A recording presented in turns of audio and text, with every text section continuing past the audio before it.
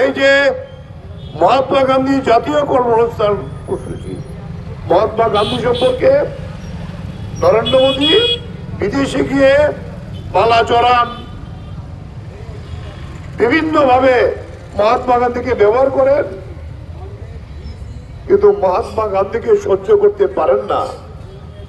এটা আবার প্রমাণিত। এই প্রকল্প থেকে মহাত্মা গান্ধীর নামকে বাদ দেওয়া,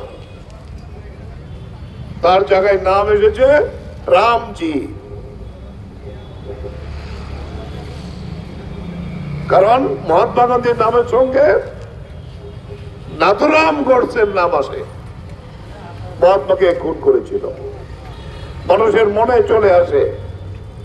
এটাই আরএসএস, মহাত্মা গান্ধীর খুনি আরএসএস। মোদী তার সহযোগী, আরএসএস এর বলে আমি আরএসএস এর কর্মকর্তা, আরএসএস এর সেবক, তাই এটাকে বাদ দিতে হবে। এখন বাদ দিতে গিয়ে দেখা গেল যেখানে 100 দিনের কাজের গ্যারান্টি ছিল, এই জায়গায় তারা বড় বড় কথা বলছে যে 125 দিনের কাজ হবে, বেশি হবে। আসলে টুটু জগন্নাথ, এখানে কোনো গ্যারান্টি নেই। উল্টো যখন বেশি কাজের হয় কৃষির সিজনে, বলছে কৃষির সিজনে 60 দিন কোনো কাজ আর হবে না, এই কাজ করাতে পারবে না। তখন কোথায় কাজ করবে? বলে এই জায়গায় দাঁড়িয়ে একটা। দ্বিতীয় সবচেয়ে বড় যে বিষয়, এটা কেন্দ্রীয় প্রকল্প ছিল, এটাকে পাল্টে দিয়ে আগে ছিল কেন্দ্রীয় সরকার 90% দিলেন, রাজ্যগুলো তার প্রজেক্ট ইত্যাদি মিলিয়ে 10% খরচা দেখাবে বিভিন্ন পরিকাঠামো ভিত্তিতে। এখন বলছে 60% দেবে কেন্দ্র, 40% দেবে রাজ্য।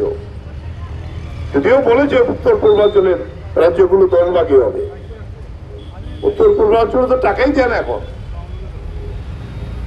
তাহলে এই যে কেন্দ্রীয় প্রকল্প কোথায় রইল? এবং আমরা দেখেছি সমস্ত আইন, আজকে আমরা যা পড়লাম, বিভিন্ন ভারতবর্ষের পি সাইনাদের মতো যারা সাংবাদিক, তারা বিশ্লেষণ করে যেটা বলেছেন, আজকে সেটা সবটা বিভিন্ন কাগজে বেরিয়েছে। এই নাম পাল্টে এবং আইন পাল্টে আসল উদ্দেশ্য হলো ভারতবর্ষের পুঁজিপতিদের সাহায্য করা, সস্তায় যাতে দেশের পুঁজিপতিরা শ্রমিক পেতে পারে তার জন্য এটা। এই মানরেগার কাজ আমরা বলবো সবচেয়ে বড় উদাহরণ। ভারতবর্ষের গ্রামের গরিবদের বাঁচিয়েছিল কখন? কোভিডের পিরিয়ডে, করোনা, যখন লক্ষ লক্ষ মানুষ পরিযায়ী শ্রমিক 1000-1500 কিলোমিটার পর্যন্ত পায়ে হেঁটে যখন তার গ্রামে আসতে বাধ্য করেছিল নরেন্দ্র মোদীর সরকার।